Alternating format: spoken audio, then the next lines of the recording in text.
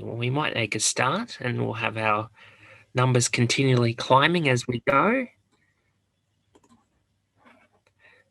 So first of all, I'd like to I'd like to begin by acknowledging the traditional custodians of the many lands in which we meet today and pay my respects to elders past, present, and emerging. I'd also like to remind people that you are encouraged to ask questions of our guest. As a reminder, this can be done via the Zoom chat function. For screen readers, the keystroke Alt-H will allow you to do this. So once again, thank you all for joining us. We're joined today by Dr. Belo Miguel Cipriani. To give you a bit of a background, if you haven't had a chance to read all of the things that he's across, he's a digital inclusion strategist whose books and articles have been recognized nationally and internationally for their contributions to technology, diversity, and disability rights fields. He's the CEO and founder of Olive Media, a digital access consulting firm, and we're going to be focusing a lot on his publishing house, Belo Books, today. Thanks so much for joining us. Thank you. I'm happy to be here. Perfect. So for the benefit of our listeners today, where are you joining us from today, Belo? Minneapolis, Minnesota. Minneapolis, Minnesota. And the time there? It's right after 7 p.m. Right after 7 p.m. Perfect. So for those who might not have read your books and a little bit about your story, can you share with us a little bit about how you started writing and why you started writing for that matter? Sure. So back in 2007, I was living in San Francisco. I was working with for many different tech companies. I was working for a venture capitalist company, actually. My job was to help them recruit and staff their new startups. And so I was, in my mid-20s, I was 26, and, I thought that the world was my oyster and things were just going really well for myself. And then I came across this old group of friends from my childhood, and our meeting went sour. They began to verbally attack me, and then they assaulted me. And as a result from the assault, I became blind. I basically got kicked so many times in the head that my retinas detached. So, I lost my sight instantly. I did have surgeries. I spent about a year trying different medical procedures to reattach my retinas, but they kept detaching. And after a year, I was told that there was nothing that could be done. And so I began, my life as a blind man, and quickly noticed that there was a lot of stuff to learn and a lot of things to know, and books became my salvation. With books, I kind of used that as a guide to help me figure out how to be a blind person. And so with that, it's kind of how I started, venturing into writing, was really by reading. Yeah, perfect. And obviously, as a very accomplished writer, you clearly love writing for writing's sake, so for the passion of it. Was it accessible at the time when you started writing? At that time, I was using Microsoft Word. So, I went through the whole scope, right? When I first lost my sight, I didn't even know JAWS or Braille. And so I was using, a digital recorder to record my thoughts. And, so they were more like, audio essays, I guess, or maybe even rants. Not sure how coherent they were. And so I went through the whole process of, first recording myself whenever I had an idea, and then learning to type with the screen reader with JAWS, and then I did some stuff in Braille, but that just took too long. So it really was this journey of me learning to write and read again and telling my story with all those different mediums. Yeah, of course. And you're described by many number of people as a prolific writer. Have you sort of always wanted to be a writer growing up? Like, did you sort of start doing it after your sight loss, or were you always thinking that you wanted to be a writer? I think that if I hadn't lost my sight, I would have never become a writer.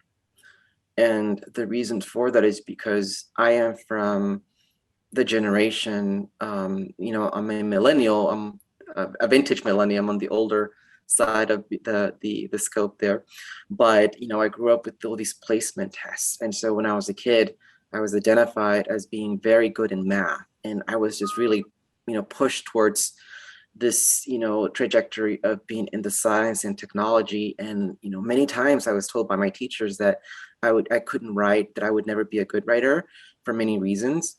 And, I just kind of turned that off. And it wasn't until I lost my sight, I had a post-traumatic stress disorder as a result of my assault. And a therapist, suggested that I record, that I journal, that journaling was a good exercise to get all these anxiety and thoughts out of my head. And so I think that, had it not been for that, situation, I probably would have never started writing. Yeah, look, it's without sounding cheap, it's provided somewhat of an outlet for you. I imagine a lot of people at the moment are dealing with a many number of things as well. All people generally do have their own things going on, and writing can be such a powerful way of getting that out of your mind, if that makes sense. Would you agree with that? Oh my goodness, hands down, absolutely.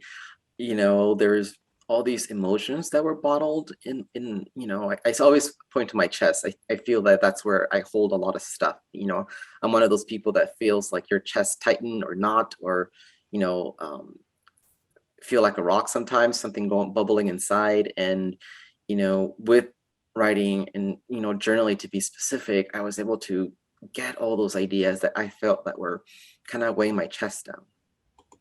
So you spoke a little bit about teachers that were maybe not positive in your development as a writer. Were there any people that stuck out for you that said something that stuck with you, that were a positive influence in you deciding, okay, well, today's the day I start writing today? I think that when I lost my sight and I started, journaling, I got to a point where initially I was just sharing it with my therapist. And that was part of our routine. I would come in and, give her something to read, and we would just kind of discuss it during my session as I laid on the couch, right? Yeah. Getting my head shrunk. And with time she started complimenting my writing, and she would say, hey, this is really good, this is something that I could probably see in a magazine or something, have you thought of being a writer? And it wasn't until it was presented to me in that space, that very safe space that she had created for me, that I realized that, hey, why not, right?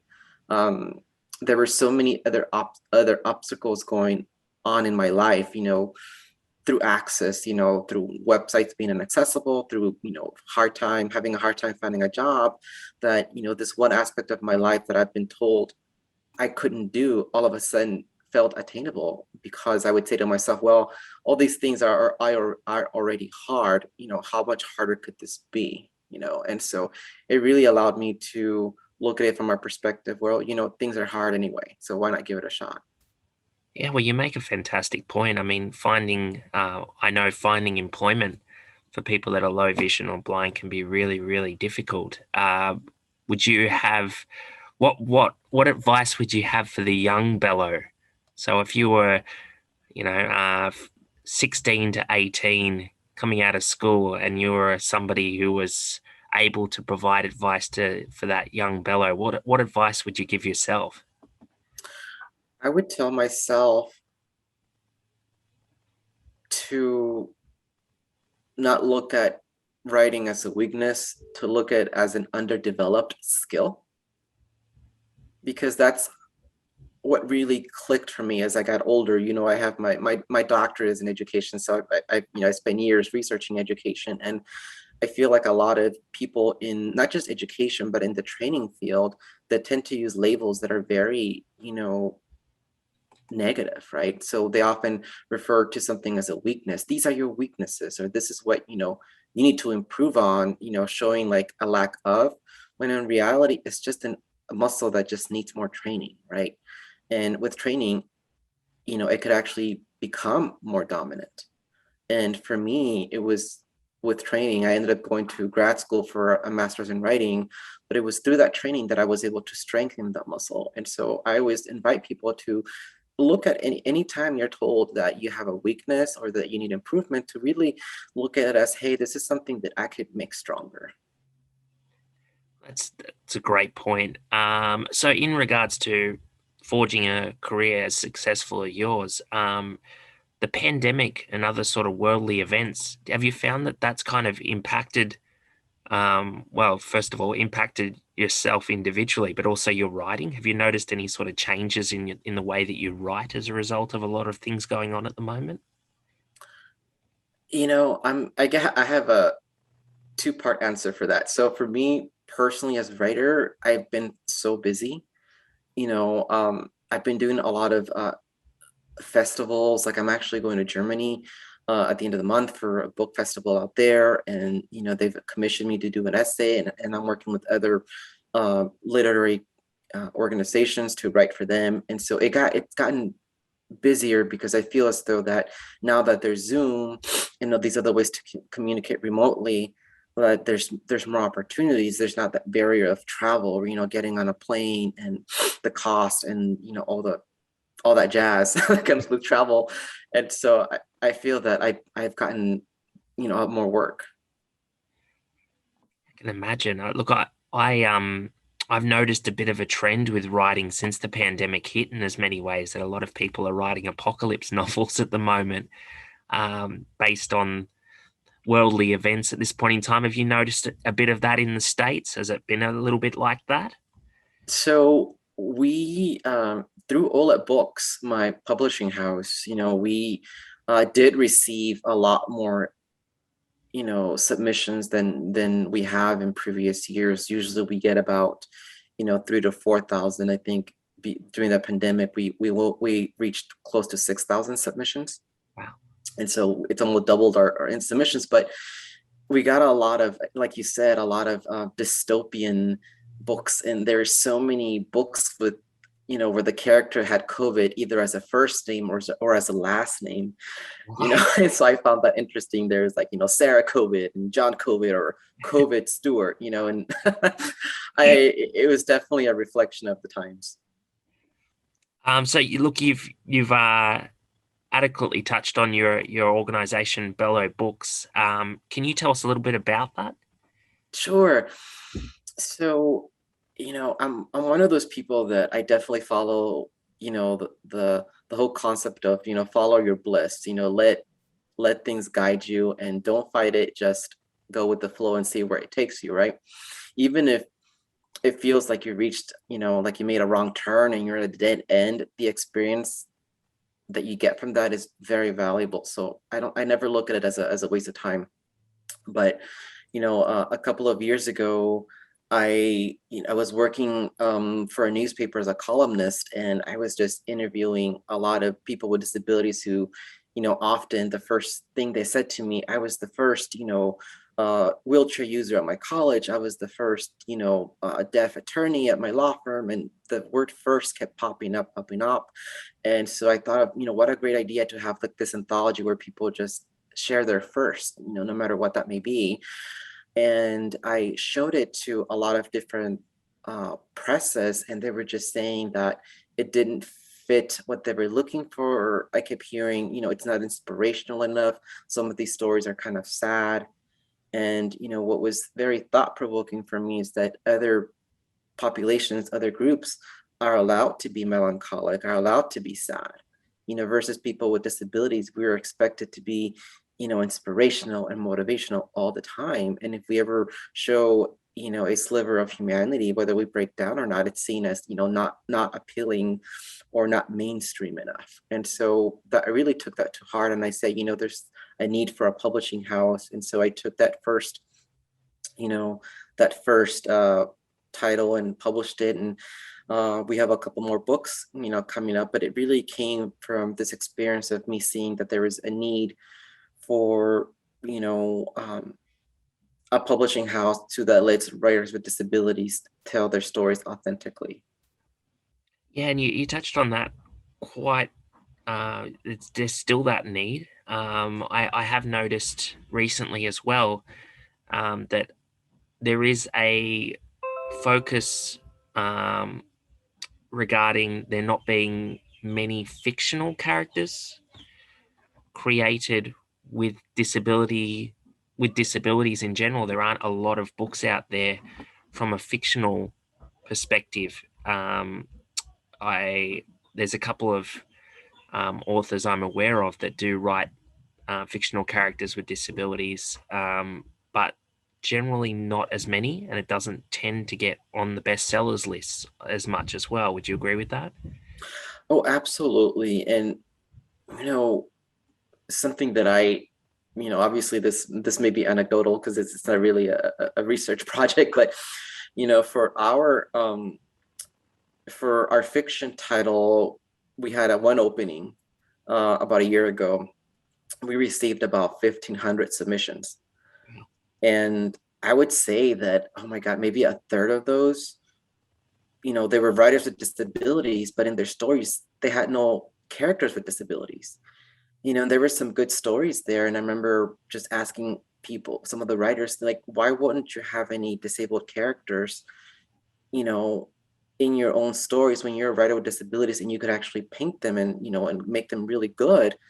And I often heard, well, that's because it's not marketable, or people don't want to hear that.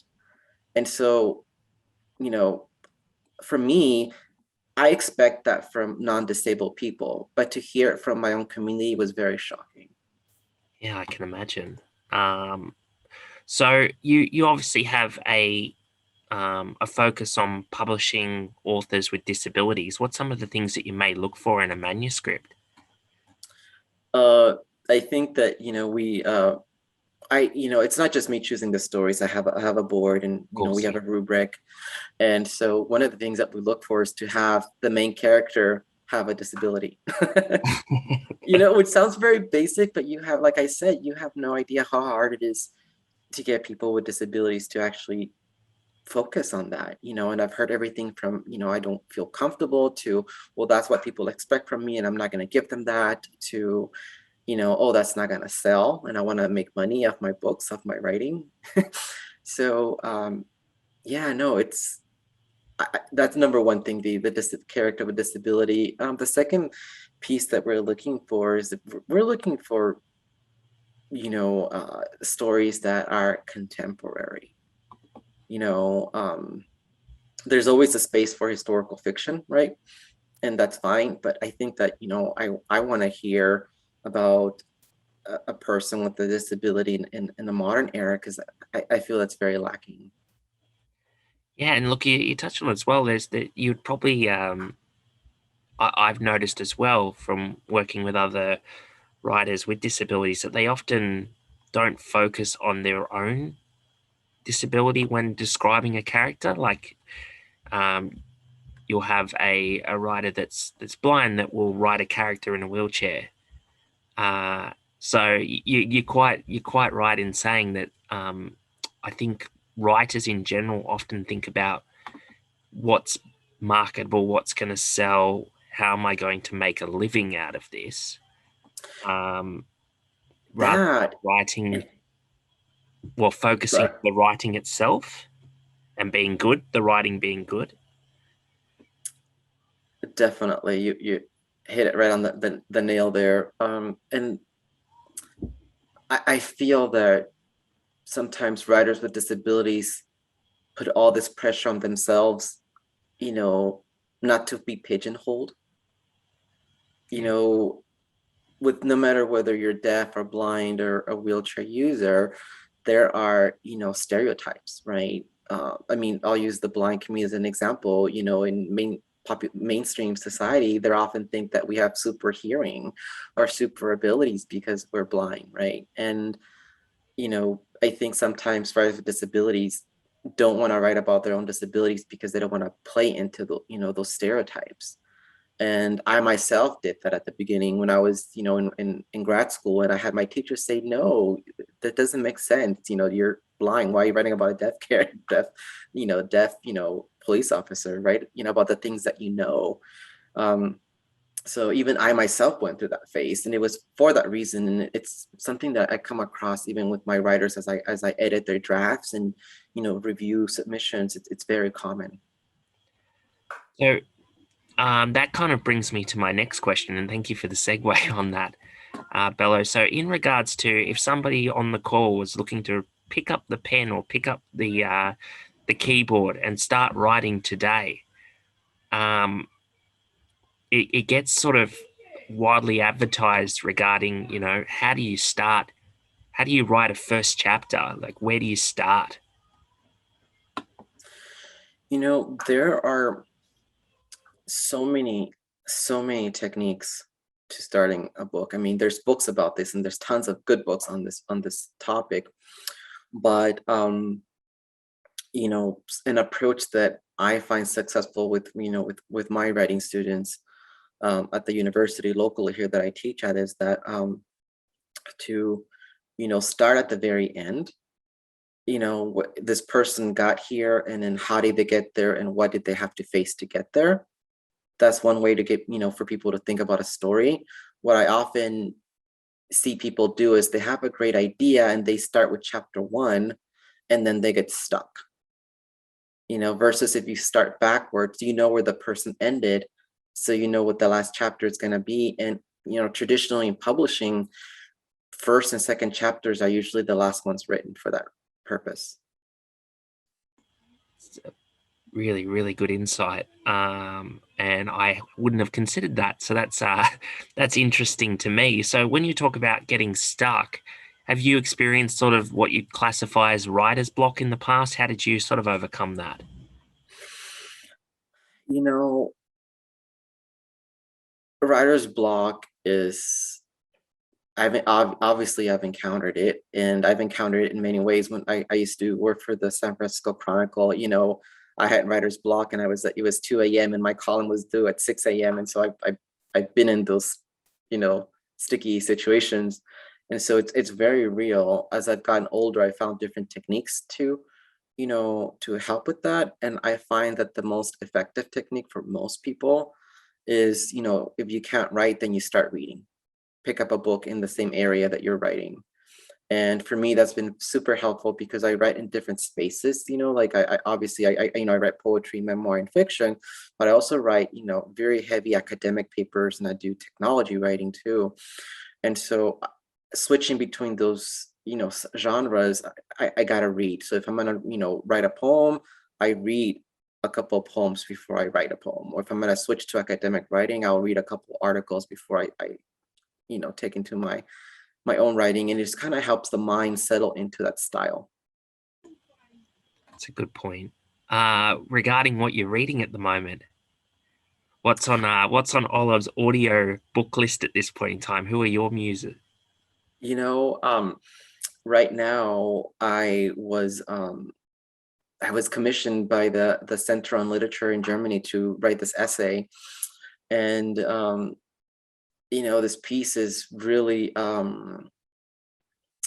focused on myself as a teenager. And I found myself reading a lot of the books that I read at that time. And so when I was a teenager, Harry Potter was very popular in the 90s. And so I picked up a couple of chapters of Harry Potter and read that, not so much for the content, but to help me remember what it was like to read that as a younger Bello. It's a great book series, and J.K. Rowling's story in general is a really, really good one. So I quite like your book choices on there. Just a quick question, just in regards to um, do's and don'ts when writing a book. I was listening recently to another author that said every time I see a character or I see a book opening with "I woke up to an alarm."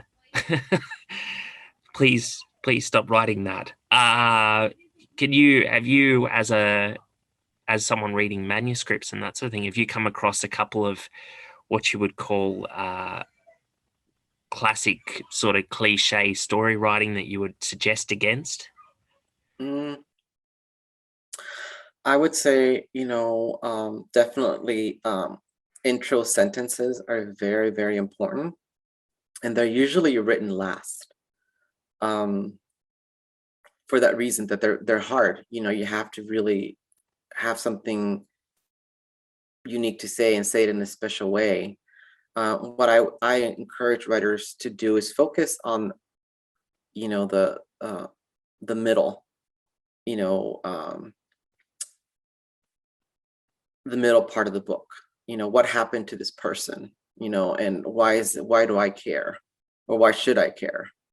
Um, that's probably a more realistic way to get a book done. I've seen so many, I meet a lot of authors. I get a lot of emails from authors saying, "Oh, I want to submit to your press. Once I'm done with my book, I've been on chapter 2 for like 2 years." What that tells me is that they're probably, it's not the right story. Yeah. So for me, I always tell writers, get the story done and then hire a good editor that could help you clean up those intro sentences, because that's definitely something that you need a skilled person to help you bring out. And I don't want to get into cliches. I think just get the book done and then hire a good editor. That's great advice, and being open to people making suggestions as well. Do you have a support network of ghost readers that read your stuff? I do. So I do a lot of I've done a lot of, in the past, I've done a lot of artist colonies, and I do a lot of writers conferences. And at my university, I have faculty colleagues that sometimes read my work, and so I definitely have a good you know good size group of beta testers, I call them. But it's definitely, it's important to have readers that would look at your work objectively. So I encourage everyone to, at some point, if you can't, if you don't have that available in your circle, to make the investment to try to either take an online class or go to a community college, or get something where people could read your work. And that's gonna just make things easier. And in regards to that, I've already asked you this question before, so I know you're prepared for it. So you've told me that you're more of a planner than you are what you classify as a pantser. For anyone that doesn't know the term, flying by the seat of your pants is a style of writing. You're more of a planner. How would you plan to write something like a novel? What's some of the things that you do to get yourself in the zone? um again, I read in the genre. So if I'm going to write historical fiction, I read other historical fiction to get my mind in, set in that frame, that the language and the style of the genre. But you know even though, say that I schedule a day where I'm going to do writing and I have an outline, it happens often where I end up not following my outline. But it did help me to carve out the time and set my mind to write. But I would say that about maybe 50% of the times I create an outline and I end up not following it. So I think maybe I am, what do you call, a pantser in disguise, wearing a planner hat. But I think that definitely, especially when you are blind, you read a lot of writing books and a lot of writing articles, and you hear about people, hey, I write an hour every morning and then I get it done. And when you're working with assistive technology, when you're, writing, through, your hearing, it just takes a lot longer. And I remember I was really frustrated where I would hear all my sighted friends say, "Oh, I just spent 30 minutes and I finished a whole chapter." I'm like, "How did you do that?" And I just finally realized that, because of my disability, my process is different. So for me, I carve out blocks of 3 hours. I don't do any less than that, because just, the JAWS commands and saving and we do all these extra things that just cut into the time. So I feel, for me, that I plan not so much because of the writing itself. I plan because of my disability, where I do have all these extra, layers of, especially the technology that, you know, factor into my writing process. Yeah, no, I think in the instance of yourself as well, when you have that, well, you and your team would have that discussion regarding with authors when they've been successful and that you're going to publish their stuff.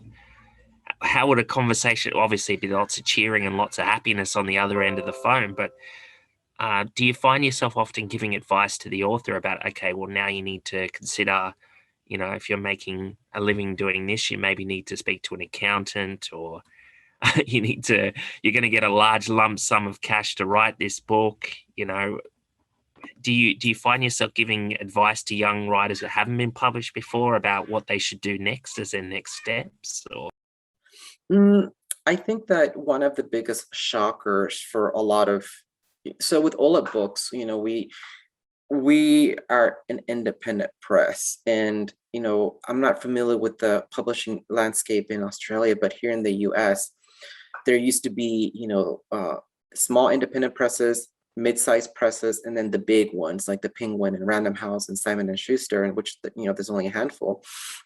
In the middle, the mid-sized presses were the ones that would, hey, here's $40,000, here's your advance, hire an accountant, hire X, Y, and Z, and all those bankrupt. There's no mid-size, publishing houses anymore. Everyone's either an in small independent press or a very large publishing house. The very large publishing houses, they want writers who have a platform, who have 10,000 followers on Twitter or Facebook, because they want to ensure sales. um, Independent presses are not concerned with that. They're really concerned about publishing the work that matches their mission. So for instance, a woman's press, they want women writers. A disability press wants disabled writers, and so they're more focused on the type of literature. So I always when I talk to writers in my writing classes, I say, if you want to be you know, a writer for one of those big publishing houses, you're gonna have to do freelance writing. You're gonna have to build your platform. You're gonna need a website. You're gonna have to dedicate 20% of your writing time to maintaining this platform, because that's what you need to get those contracts at those big house, presses. If you, if you are more concerned about your craft and want to be published, by a small press because you have more creative authority or creative license, then you need to start taking more classes and really working on your craft, because it's ironic that the big houses, they don't care if you're a strong writer. If you have a platform, they can edit and help you with it. They just want to make sure that you have those 10,000 or impressions and so on. The independent presses, they want you to be super strong, and it's very, very competitive. So that's kind of where, for me, I kind of really let writers know that these are the two paths right now, and these are what you have to do for each path, and it's ultimately your choice to decide where you want to go. Regardless, you have to invest in yourself. Whether you want to go to Penguin, you have to invest on building your platform. That's building a website. Those are not cheap. Building, content, that's not cheap either. That's, an investment of time. If you want to be an independent writer, independent press writer, then you have to invest in taking classes, having mentors, hiring an editor. And so it's really a path, selecting a path. And that's really, really great advice. And I guess with it coming from you as well, where you've written for, as you touched on, a many number of different genres and um, a very storied career of writing, because you've written for uh, you've written novels, you've written for different sort of media outlets as well. How do you find the change in demographic regarding that? So if you are writing for a newspaper, how would that vary to writing for a university or writing for yourself? The style is completely different. And I'll just give you the quickest summation I can. So I went to university to get my master's in creative writing, and so I was trained in literary writing, fiction. And so when I published my book, at that time I said, I want to make a difference in this world, by publishing books that represent disability correctly. And I found often that, you know, people would buy my books and read it, and they would still do things that I found ableist.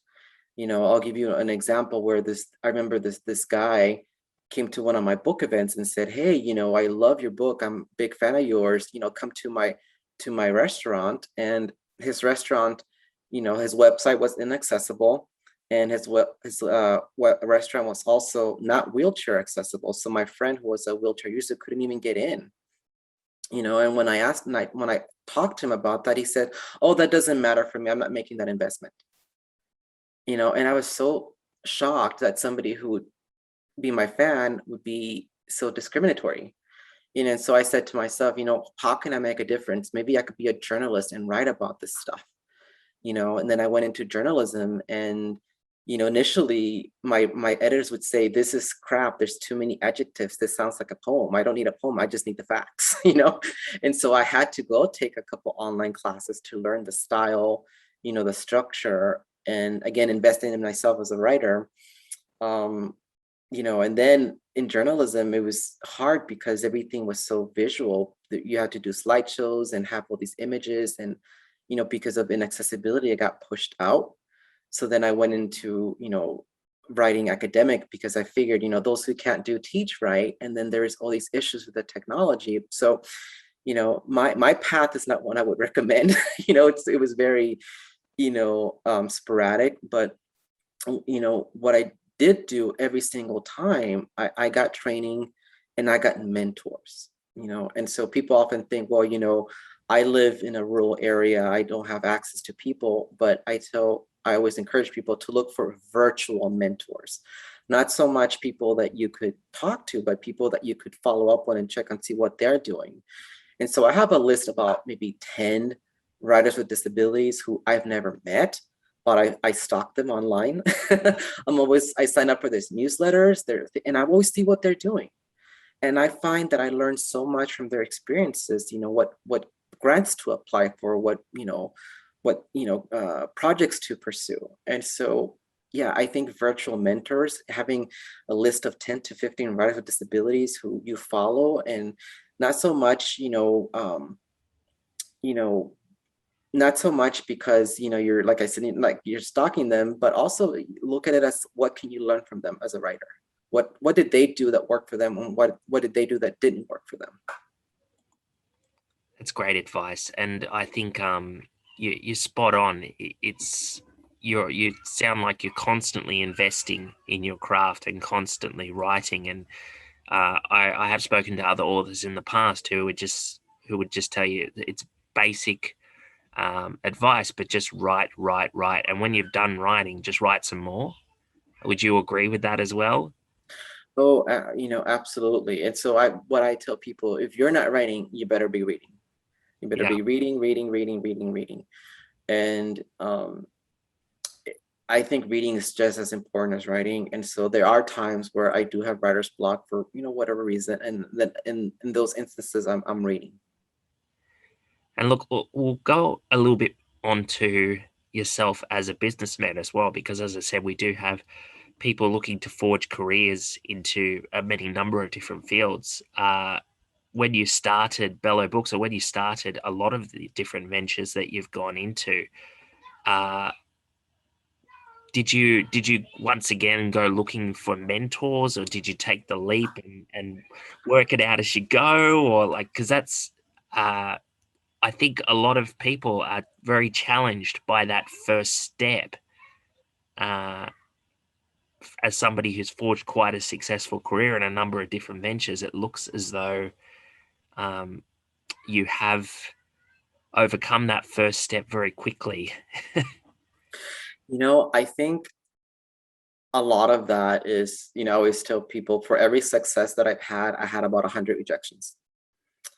And I think for me, what was very helpful was, you know, uh, I'm a gay man, I'm in the States, I'm a person of color, I'm Jewish. There's all these, I'm part of all these communities that are, minorities. And so when I became blind, it was just one thing to add. And so I was really good about, what's called looking for a community, because I knew that I couldn't do it alone, and so that was very helpful for me to realize that, when I was as a gay boy, I went to the gay center to get support. As a Jewish boy, I went to, the synagogue for, Jewish support. So automatically I thought, okay, I need disability writing support. Where do I find that? And I started looking for it. And obviously it wasn't always easy to find. If it wasn't around, I just created it. I found two people. Hey, you guys will both want to write. Let's write together. Come to my house and we'll make it happen. But I think that was caused by me having that experience with these other communities where, we were marginalized. And so we just, as a group, as a collective, we formed together. So it goes back to that, that saying that we're better together. And so I always, encourage writers with disabilities, like, don't, writing's a very, it's a tough path. It's not always easy. And so don't do this on your own. Find community. Yeah, that's a very, very good point. And I'm aware that the accessibility law is quite different in Australia. So, what are some of the main things you tell businesses in meeting accessibility requirements with yourself in the roles that you work in? Yeah, so my digital accessibility firm is called OLED Media, and my team there, what we do is we do mostly website audits. We also do a lot of processing of documentation, and I think my biggest takeaway from that role is that a lot of businesses underestimate, a lot of them, I hear this all the time. A lot of them say things like, well, I don't sell to people with disabilities, so that's not my demographic that I sell to. They don't realize how big of a community we are and how influential we could be. And so I always lecture them on, this is definitely a return in your investment, but also it's good for business for these many reasons, and so digital accessibility, obviously, I'm not sure how this works in Australia, but here in the United States, there's a lot of lawsuits. A lot of companies are being sued for having inaccessible websites. And so when they come to me, they often, that's their fear. They're afraid of being sued, and, they're doing it not because they want to, but because, they're afraid. And so that's kind of the first step that I say, hey, yeah, being sued is fearful, it's scary, but also do it because we have people with disabilities. I always say our money is good too. Yeah, and that's a very, very good point, and it does translate nationally on that front as well. It is something that our employment guys definitely focus on with businesses as well, and and our advocacy teams as well. So we're about 15 minutes prior to the end of the webinar. If anybody does have questions to put in, now is the time to do so. If you want to use the chat function, just a reminder, if you are using a screen reader, to use the keystroke Alt H. While we're waiting on those, what are you working on at present, Bello? So right now we are doing I'm actually designing the cover for one of my authors. And I'm having a lot of fun with that. And so, using 3D printing for ideas and working with the designer and working with the author, often most of my authors are using assistive software. So being able to work with different writers and their assistive technology has been definitely a learning experience for me. But we have this collection of poetry we're going to be releasing in about 6 months. So we're working on that project really heavily with that author, and then doing my own writing. Like I said, I'm really gearing up to this book festival in Germany where I'm flying over there, and I had to do write a piece for them. So that's been been on my radar for the last couple of weeks. So I definitely And then also as a businessman, you have to have your newsletters and your social media stuff. And so getting that stuff ready. So yeah, I'm always writing. That's once again feeds into the message that we are getting out there for our listeners, that there is an opportunity to grow and develop a craft. Australia at the present moment, a lot of us are in lockdown at the moment, so these ideas are now. There's never been a more prominent time to start putting things on paper or on keyboard. Um, I I would just want to ask Bello, for those who are looking for digital mentors like yourself, how can listeners interact and follow you? I am on Twitter and Instagram. My handle is at Beloism, which is BELOISM. And then on Facebook, I am at facebook.com/Belo Miguel Cipriani, my full triple name. And then they could check out my website, which is belomiguelcipriani.com. Or if they just put in Belos, into any search engine, they could start pulling my articles and information. With my publishing house, our website is olebooks.com, and we're on Facebook with that account, and that's facebook.com/olebooks. We're going to be updating our website in the next couple of weeks. And we'll be updating the content. Something that we're going to be doing is we're going to be offering. Right now, we're just a publishing house, but we're going to be moving towards a model where we're going to be teaching some writing classes, and selling merchandise, and engaging a little bit more with the disability community, because I feel that that's a big need. Definitely. And we do have a question here for you, Bello. Sure. Based on both your life and writing journey, what are the top 2 resilience traits you draw on a regular basis? I think that for me, my mom, was a very spiritual person, and she really ingrained a lot of, spiritual teachings. But the one thing that she really ingrained in me is, she said, the only things you could control in life is what you say, what you think, and what you do. Don't try to control anything else, because you don't have control over it. And I think that's been so helpful for me, especially as a man with a disability, because there's so many things that I can't control, and it is frustrating. Then I move into the things that I can control. I could control myself, and I could say, I could choose to be angry because someone's being rude to me because of my disability, or I could choose to control my behavior and not be angry, and instead use that energy to do something more productive. And so really focusing on, myself has been very helpful. Once again, a very, very good answer, and we can't thank you enough, Bello, for your time. I just wanted to point out as well, if you haven't read or listened to Bello's books, Midday Dreams and Blind, a Memoir, they're incredibly well written. It's hard to say I greatly enjoyed them because there is some sadness in there, but I definitely could not put them down. So definitely worth looking up Bello's books. I definitely encourage anyone who's listening to go and find those. I just want to obviously thank you so much for the time that you spent telling us about your writing journey.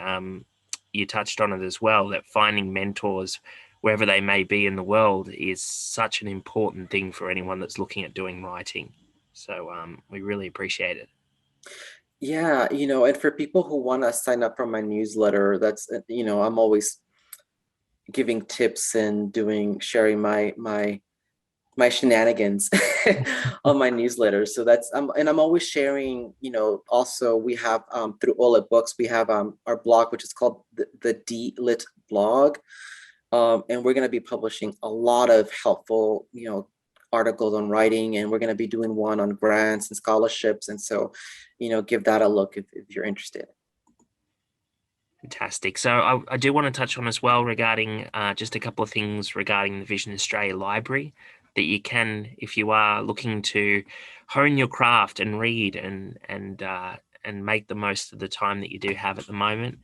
That there are thousands of audiobooks, magazines, newspapers, and podcasts on there. You can also access Braille and e-Braille titles, music Braille as well. Membership's free, and you can access it in many different ways from an app on your smartphone or on a tablet, or you can jump on your computer or a Daisy player that we do provide as well.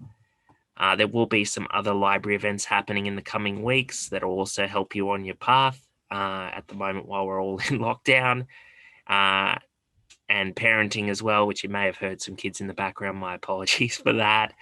If you want more information, you can contact our library team on 1300 654 656 or email librarymembership@visionaustralia.org.